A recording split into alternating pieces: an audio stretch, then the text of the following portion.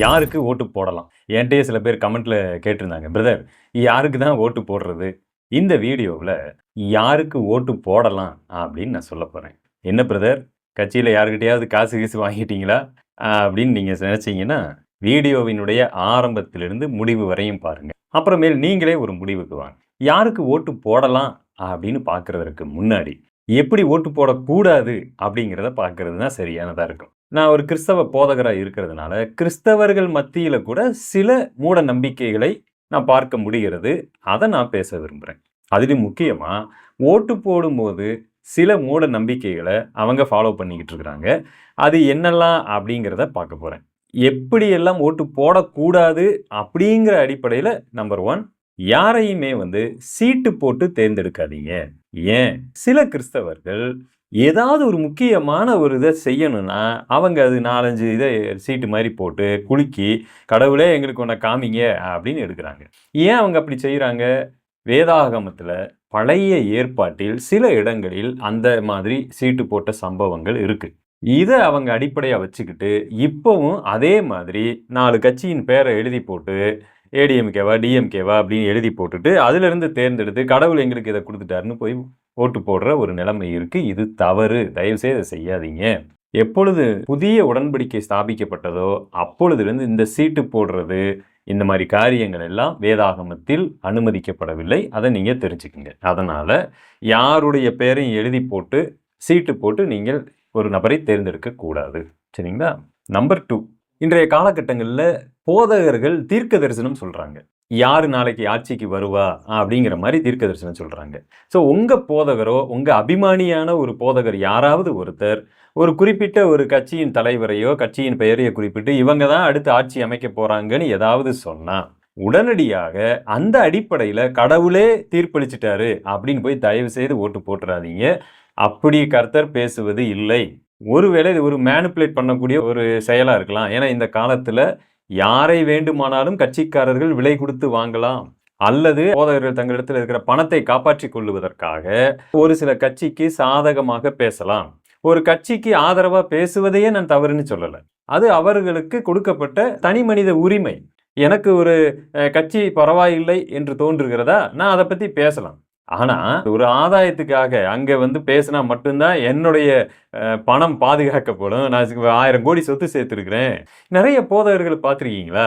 இவங்க யாராவது பிரதமரோ யாரோ வந்துட்டா போதும், விழுந்து அடிச்சுக்கிட்டு ஓடி போய் அவங்கள தனியா சந்திச்சுட்டு வந்துருவாங்க. அது மேம்போக்கான ஒரு சந்திப்பா இருந்தால் கூட, விஷயம் தெரிஞ்சவங்களுக்கு அது என்னன்னு தெரியும். என் சொத்துக்கள பாதுகாக்கிறதற்கு, ஐயா நீங்க என்ன சொன்னாலும் நாங்க செஞ்சுர்றோம்.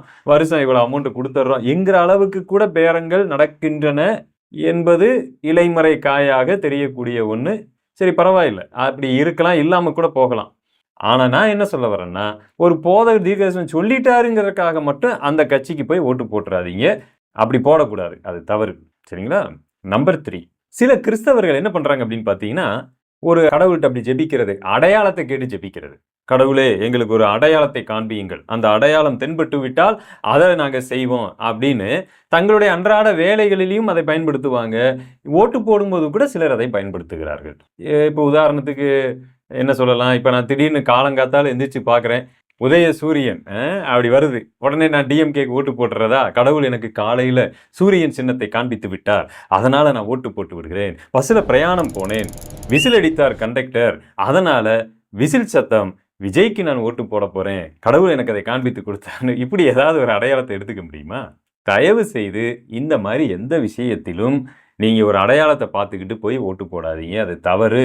இது ஒரு மூட நம்பிக்கை. ஒரு உதாரணத்துக்கு 2 கட்சிய சொன்னேன். எந்த கட்சிக்குமே இந்த மாரி என்ன பண்ணாதீங்க, ஓட்டு போட வேண்டாம்.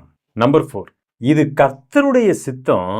அதனால நாங்க இத ஓட்டு போட போறோம்னு ஒரு சிலர் என்ட்டயே பேசியிருக்கிறாங்க. எப்படி அது கர்த்தருடைய சித்தம்னு ஒரு கட்சி சொல்றாங்கன்னா, இப்போ உதாரணமா சென்ட்ரல்ல ஒரு ஆட்சி இருக்கிறது.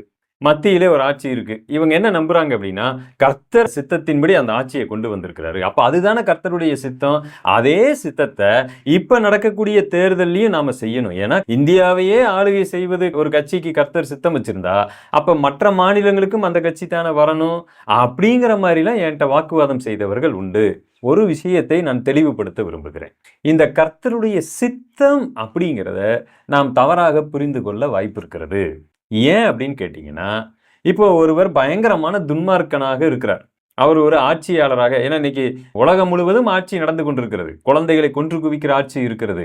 எல்லா இடத்திலும் இந்த மாதிரியான ஆட்சிகள்லாம் இருக்கு. ஒரு மனிதனை கர்த்தர் தேர்ந்தெடுத்து அப்படி வைக்கிறாரா அப்படின்னு கேட்டா இல்ல. சில இடங்களிலே கர்த்தர் மனிதர்களுடைய துன்மார்க்கத்திற்கு ஏதுவாக சிலரை அனுமதித்து விடலாம், அவ்வளவுதான். ஆனா அதுல இருக்கக்கூடிய விஷயத்தை ரெண்டா நீங்க பிரிச்சு பார்க்க கற்றுக்கொள்ள வேண்டும். ஒரு இடத்துல துன்மார்க்கன் ஆளுகை செய்து கொண்டிருக்கிறார் என்று சொன்னால் உடனடியா கர்த்தர் தான் அவனை ஏற்படுத்தி வச்சிருக்கிறாரு அப்படிங்கிற மாதிரியான ஒரு முடிவுக்கு நீங்க வந்துடக்கூடாது. சரிங்களா? சில இடங்களிலே கர்த்தர் ஏற்படுத்துகிறார், சில இடங்களிலே கர்த்தர் அனுமதித்து விடுகிறார். அப்ப நான் என்ன செய்யணும் அப்படின்னா, சரியாக யோசித்து நிதானித்து தேர்ந்தெடுக்கக்கூடிய ஒரு வேலையை செய்யணும். அது எப்படி அப்படிங்கிறத ஒரு சில குறிப்புகளோட கடைசியில சொல்லி நான் முடிச்சிடுறேன். 5வது பாயிண்ட், எங்க இனம், எங்க ஜாதி, எங்க மதம், எங்க மொழி, இந்த மாதிரி ஒரு வரையறையை வைத்துக்கொண்டு தயவு செய்து உங்களுடைய ஆட்சியாளர்களை தேர்வு செய்யாதீங்க. இது ஒரு பயங்கரமான ஒரு ட்ராப்பா இருக்க வாய்ப்பு இருக்கிறது. ஏன்னு கேட்டா, என் ஜாதிக்காரனை நான் தேர்ந்தெடுப்பேன். ஏன்னா நம்ம வட்டாரத்தில் அது சர்வ சாதாரணமான ஒன்றா இருக்குது. என் ஜாதிக்காரர்கள் நமக்கு எதிராக செயல்பட மாட்டாங்களா? நம்ம இனம் நமக்கு எதிராக செயல்படாதா? வீரபாண்டிய கட்டபொம்மனை கெட்டப்பன் காட்டி கொடுத்தார் என்று சொல்லுகிறோம். இருவரும் ஒரே ஜாதி தான் என்பதும் ஊருக்கு தெரியும். அப்போ ஒரே ஜாதியிலேயே ஒருவரை ஒருவர் பகைக்க முடியாதா? என்னை ஒரு நல்லவன் ஆட்சி செய்ய வேண்டும் என்கிற காலம் காணா போச்சு. ஒரு நன்றாக படித்தவர், ஒரு நாணயமானவர் ஆட்சி செய்யணுங்கிறதெல்லாம் காணாம போச்சு. என் இனம், என் ஜாதி, என் மொழி, அதுதான் எனக்கு ஆட்சி செய்ய வேண்டும் என்ற ஒன்று வந்துச்சு. இது ஒரு சிலருக்கு இந்த பாயிண்ட் முரண்பாடாக இருக்கலாம். சரி, பரவாயில்ல, இது என்னுடைய பாயிண்ட் ஆஃப் வியூவில் நான் சொல்கிறேன். உங்களுக்கு பிடிக்கலைன்னா சரி, ஓகே, லெட் இட் பி. என்னை என் ஜாதி தான் ஆளணும், என் இனம் தான் ஆளணும் அப்படிங்கிற ஒரு கிரைட்டீரியாவில் நீங்கள் இருக்கிறீங்கன்னு சொன்னால் ஓகே, லெட் இட் பி. ஆனால் என்னை பொறுத்த வரைக்கும் ஒரு கிறிஸ்தவனாக என்னை ஒரு நல்லவன் ஆளுகை செய்தால் போதுமானது. நாட்டுக்கு எது நன்மையோ அப்படிப்பட்ட ஒரு நபரை தேர்ந்தெடுக்கிறது, அல்லது அந்த மாதிரி ஒருவன் வராங்களா இல்லையான்னு எனக்கு தெரியல, அதை இருதய விருப்பமாவது வைத்துக் கொள்வது நல்லது. சரிங்களா? நம்பர் 6, யாரோ ஒரு சிலர் மீது இருக்கக்கூடிய வெறுப்புக்காக ஒட்டுமொத்தமாக ஒரு கட்சியை நீங்கள் தேர்ந்தெடுத்துடக்கூடாது. யாரோ ஒரு சிலர் மீது ஒரு வெறுப்பு உங்களுக்கு இருக்கும். அப்ப அந்த வெறுக்கப்படக்கூடிய நபரை எந்த கட்சி வெறுக்கிறதோ அதுக்கு நம்ம ஓட்டு போடுறது. கிறிஸ்தவர்கள் மத்தியிலே இவைகளை நான் பார்த்தேன். என்ன அப்படின்னு கேட்டீங்கன்னா, ஒரு சகோதரனை சந்திக்கும் பொழுது அந்த சகோதரன் பேசின பேச்சு பார்த்தீங்கன்னா எனக்கு ரொம்ப ஆச்சரியமா இருந்துச்சு. என்னடா இப்படியெல்லாம் கூட இருக்கிறாங்களா? அவர் சொன்னாரு, பல பேர் நாங்க இந்த மாதிரி தான் இருக்கிறோங்கிற மாதிரி. அப்ப நிறைய பேர் இந்த மாதிரி இருக்கிறாங்க போல் இருக்கு. ஒன்றும் இல்லை, இன்னைக்கு பாருங்க, போதகர்கள் ஒரு காலத்துல தியாகத்தின் அடிப்படையில் கஷ்டப்பட்டு நற்செய்தியை பரப்பி மனுஷங்களுடைய தவறுகளை அவங்களிருந்து திருத்தினாங்க. இன்னைக்கு நிலைமை அப்படி இல்லை. நிறைய இடங்கள்ல போதகர்கள் பார்த்தீங்கன்னா மிக ஆடம்பரமாக வாழ்ந்து பணத்தை குவித்து அப்புறம் கோர்ட்டு கேஸ்ன்னு அலையிறது, அரசியல்வாதிகிட்ட போய் சேர்த்து காணிக்கை பணத்தை எல்லாம் அங்கே போய் தார வார்த்துட்டு வர்றது, இதையெல்லாம் ஒரு சிலர் பார்த்து வெறுத்துட்டாங்க. இப்ப இந்த போதகர்களை அடக்கக்கூடிய கட்சின்னு ஏதாவது இருக்கானா? ஒரு சில கட்சிகள் கிறிஸ்தவத்திற்கு எதிராக இருப்பாங்க. அப்ப இவங்க என்ன பண்றது அப்படின்னா, அந்த 4 போதகர்களை எதிர்க்கிறோம்னு சொல்லிட்டு இது போன்ற ஆட்களை ஊக்குவித்தல். நீங்க வேற ஏதாவது ஒரு காரணத்திற்காக இந்த கட்சிகளை தேர்ந்தெடுக்கலாம். ஆனால் யாரோ ஒரு சிலர் செய்த தவறுகளை இவங்க தட்டி கேட்குறாங்க, எதிர்க்கிறாங்க அப்படிங்கிறதுக்காக மட்டும் ஒட்டுமொத்தமாக ஒரு மதவாத அரசியலையோ, ஜாதிவாத அரசியலையோ, வேறு ஏதோ ஒரு தனிப்பட்ட இனத்தை அளிக்கக்கூடிய அரசியலையோ நீங்கள் தேர்ந்தெடுத்து விட வேண்டாம். இது எல்லாமே நடக்கக்கூடிய சம்பவங்களா இருக்கிறதுனால அதை உதாரணமா வச்சு சொன்னேன். அப்ப எந்த மாதிரி ஓட்டு போடக்கூடாது அப்படிங்கிறத நீங்க தெரிஞ்சுக்கணும். சரிங்களா? இது எல்லாமே ஒரு வகையில தவறான நம்பிக்கை, மூட நம்பிக்கை, தவறான தெரிந்து கொள்ளுதல். அப்ப எப்படி தாங்க ஓட்டு போடுறது? இது உண்மையிலே கடினமான ஒன்று. எனக்குன்னு ஒரு சில கிரைட்டீரியா வச்சிருக்கிறேன். அதன் அடிப்படையில் நான் ஓட்டு போட போறேன். அதை உங்கள் மீது நான் ஒருபோதும் திணிக்க போறது கிடையாது. ஏன் அப்படின்னு கேட்டீங்கன்னா, உலகத்திலேயே இந்த அரசியலை வைத்துக் கொண்டுதான் அதிகமான சண்டைகள் வருகிறது. அதை ஞாபகத்தில் வச்சுக்கோங்க. பிராண சிநேகிதர்களை கூட இந்த அரசியல் பேச்சு பிரித்து விடும். நான் யாரோ ஒரு நபருக்கு சப்போர்ட் பண்றேன், நீங்க யாரோ ஒரு நபருக்கு சப்போர்ட் பண்றீங்க, நீங்க 2 பேரும் பேசி கொண்டிருக்கும் பொழுது 2 பேத்துக்குள்ள ஒரு பெரிய பிளவை இந்த அரசியல் பேச்சு உண்டாக்கிவிட வாய்ப்பு இருக்கிறது.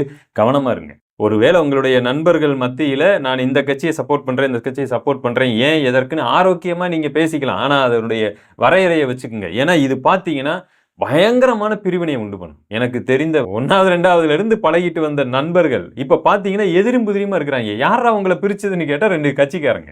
அவங்க பிரிக்கல, இவங்க 2 பேருமே பிரிஞ்சுக்கிட்டானுங்க. இவருக்கு சப்போர்ட் பண்றாரு, இவர் அவருக்கு சப்போர்ட் பண்றாருன்னு அவங்க 2 பேரும் கூட்டு வச்சுக்கிட்டு அவங்க கொள்ளையடிச்சுக்கிட்டு இருக்காங்க. அது வேற விஷயம். ஆனா அவங்களுக்காக பேசுற பேச்சு, அவங்களுக்காக படுகிற பாடுகள் எல்லாம் பார்த்தீங்கன்னா, நீங்க ஒரு கட்சிக்காக எல்லாம் பண்ணலாம், தப்பில்ல. ஆனா அது என்ன ஆகுதுன்னு பாருங்க. ஒரு நபர உங்களுக்கு கட்சிக்கு ஆப்போசிட்டா வரக்கூடியவர் உங்க பிராண சிநேகிதரா இருந்தா கூட, அவர வெறுக்கிற அளவுக்கு போயிருது பாருங்க. அதனால தான் சொல்றேன், இந்த அரசியல் இந்த இதுல ஒரு கட்டுப்பாடோடு இருங்க. ஒரு எல்லையோடு வைத்துக்கொண்டு நீங்க அதை செயல்முறைப்படுத்துங்கள். சரி, ஓகே, விஷயத்துக்கு வருகிறேன். ஆட்சியாளர்களை தேர்ந்தெடுக்கக்கூடிய விஷயத்துல எந்த அடையாளத்தையும் பார்க்க வேண்டாம் அப்படிலாம் நான் சொன்னேன் பார்த்தீங்களா? உண்மதான். நீங்க யோசிங்க, சுயமா சிந்திங்க. இப்ப இருக்கக்கூடிய ஒரு 5 பேர் நிக்கிறாங்கன்னா, இந்த 5 பேர்ல நீங்க ஒரு கிரைட்டீரியா வச்சுக்கங்க. முதல்ல நீங்க என்ன பண்ணணும்னா, ஒரு அரசியல் கட்சி எதுக்காக அப்படின்னு கேள்வி கேட்டு, ஒரு 5, 6 பாயிண்ட் வைங்க. இதையெல்லாம் யார் ஓரளவுக்காவது பூர்த்தி செய்கிறார்களோ, அவங்கள தேர்ந்தெடுக்கிறது தவறு இல்லை. பொதுவா அந்த அரசியல் அப்படிங்கிறது உருவாவதற்கு காரணம் என்ன? நம்மனால தனி மனிதனால சிலவற்றை செய்ய முடியாது. ரோடு போட முடியாது, அணை கட்ட முடியாது, பாதுகாப்பு, காவல்துறை இது எதையும் தனி மனிதனால உருவாக்க முடியாது. இப்போ உதாரணத்துக்கு ஒரு அபார்ட்மெண்ட்ல ஒரு 50, 60 வீடு இருக்குன்னு வைங்க. இந்த 50, 60 வீடும் சேர்ந்து வரி போட்டு என்ன பண்றாங்க, ஒரு வாட்ச்மேன் 2 வாட்ச்மேன வைப்பாங்க. கூட்டுறதுக்கு 2 அம்மாவ வைப்பாங்க.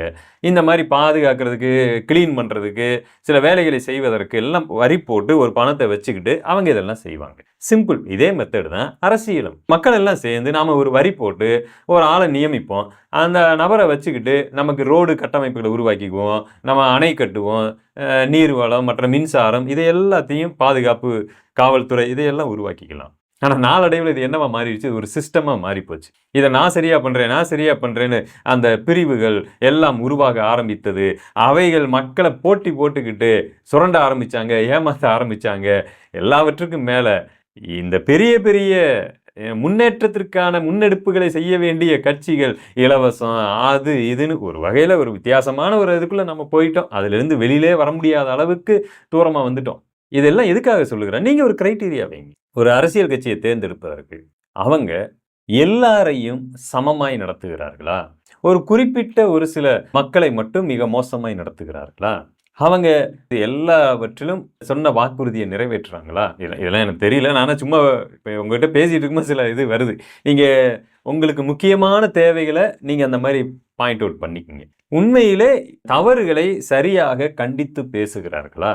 எல்லா பக்கமும் செய்யக்கூடிய தவறுகளை இல்லாட்டி கூட்டணி தர்மம் அந்த தர்மம்னு சொல்லிக்கிட்டு இவங்க சிலவற்றை பேசாமல் விடுவது, இப்படி நிறைய. இதுல பாத்தீங்கன்னா எல்லா கட்சியும் அடிபட்டு போயிடும். அது வேற விஷயம்.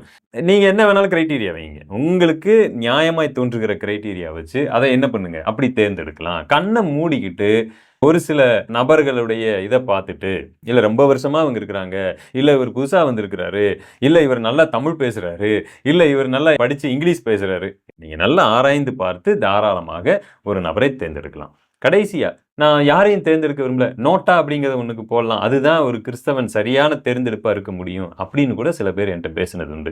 ஸோ அதுக்கு நான் வருகிறேன். நீங்க நோட்டா அப்படிங்கிற ஒன்றை தேர்ந்தெடுக்கிறதுனால எதுவும் மாறாது. உங்களுடைய ஓட்டு வீணா தான் போகும். இப்ப 5 திருடர்கள் நிக்கிறாங்க. இந்த 5 திருடர்ல ஒருத்தர் கம்மியா திருடுறாருன்னு உங்களுக்கு தெரியுது. ஆனா உங்களால 5 பேரையும் தேர்ந்தெடுக்க முடியாது. உங்களால என்ன பண்ண முடியும் அப்படின்னா, இந்த நபர வரவிடாமல் மற்றவர்கள் வருவதற்கான ஒரு சூழல் இருக்கும் பொழுது இவங்களை நீங்க கொண்டு வருவதற்கான வாய்ப்பு இருக்கும். கொஞ்சபட்சம் உங்க மக்களை நீங்க காப்பாற்றலாம். அது நீங்க உங்களுடைய முடிவுக்கு நான் விட்டு விடுகிறேன். ஏன்னா உங்களுடைய மனசாட்சிக்காக நீங்க யாரையும் நான் தவறானவனை தெரிந்தெடுத்து விடக்கூடாது அப்படிங்கிறதுக்காக நீங்க நோட்டா அப்படிங்கிற ஒன்றை நீங்க என்ன செய்யறீங்க, போடுறீங்க. அப்படி பார்த்தா தவறான ஆட்சியாளர்களுக்கு தான் பணத்தை கட்டுறோம். தவறான ஆட்சியாளர்களுக்கு தான் நம்மளுடைய வரியை எல்லாம் செலுத்துறோம். அப்ப நம்ம மனசாட்சி எங்க போச்சு? அவன் தப்பு பண்றதுக்கு, அவன் திருடுறதுக்கு, அவன் மதத்தை வளர்ப்ப, அவனுடைய ஜாதி, அவனுடைய பிள்ளைகளுக்கு எல்லாம் விளக்க நான் காசு கட்டிட்டு இருக்கிறேனே, அப்ப மனசாட்சி நமக்கு குத்தலையா? ஓட்டு போடும்போது மனசாட்சி குத்துக்கிறதா? இப்படிலாம் கேள்வி கேட்டா நம்ம கேட்டுக்கிட்டே போகலாம். என்னை பொறுத்த வரைக்கும் நோட்டாவுக்கு போட விருப்பம்னா போடுங்க. இல்லை இப்படி தேர்ந்தெடுக்கிறதுனால அது மிகப்பெரிய தவறுன்னு நான் சொல்ல வரல. யூ கேன், நீங்க தாராளமா தேர்ந்தெடுக்கலாம். ஆனா இந்த இதை பதிவை முழுசா பாருங்க. முழுசா பார்த்துட்டு நான் யாரையும் இதன் மூலமாக சப்போர்ட் பண்ணல, யாருக்கும் விரோதமாகவும் இல்லை. ஆனா எனக்கென்று சில கிரைட்டீரியா இருக்கு. நான் சமூக நீதி அவர்கள் எல்லாரையும் ஒரே மாதிரி பார்க்குறாங்களா, இதெல்லாம் வச்சிருக்கிறேன். நான் ஒரு கிறிஸ்டியனா இருக்கிறேன், நான் சிறுபான்மையினரா இருக்கிறேன். எனக்கு ஆப்போசிட்டா சில பேர் பேசுனாங்கன்னா நான் நிச்சயமா அவங்கள தேர்ந்தெடுக்க மாட்டேன். அது எனக்கு இருக்கக்கூடிய குறைந்தபட்ச ஒரு பொது அறிவு. அது இதெல்லாம் நான் ஃபாலோ பண்ணுறதுக்கான நான் வச்சிருக்கக்கூடிய கிரைட்டீரியா. ஸோ இதெல்லாம் நான் ஃபாலோ பண்ணிக்கிட்டு இருக்கிறேன். ஸோ எனக்கு எதிரா வரக்கூடியவைகள்ல நான் தேர்ந்தெடுக்க மாட்டேன். ஸோ அதனால இந்த யாருக்கு ஓட்டு போடுதல் அப்படிங்கிறத நீங்க ஆராய்ந்து தேர்ந்தெடுத்து நீங்க ஓட்டு போடுங்க. யாரும் வீட்ல இருந்துறாதீங்க. தயவு செய்து அது இதை விட தப்பு. வீட்ல சும்மா உட்காந்துருக்காதீங்க. அன்னைக்கு லீவ் விட்டாங்க, எனக்கு அது போதும் அப்படின்னு உட்காந்துருக்காதீங்க. தயவு செய்து ஓட்டு போடுங்க. அடுத்த ஒரு பதிவில் உங்களை நான் சந்திக்கிறேன். Okay, thank you. God plus.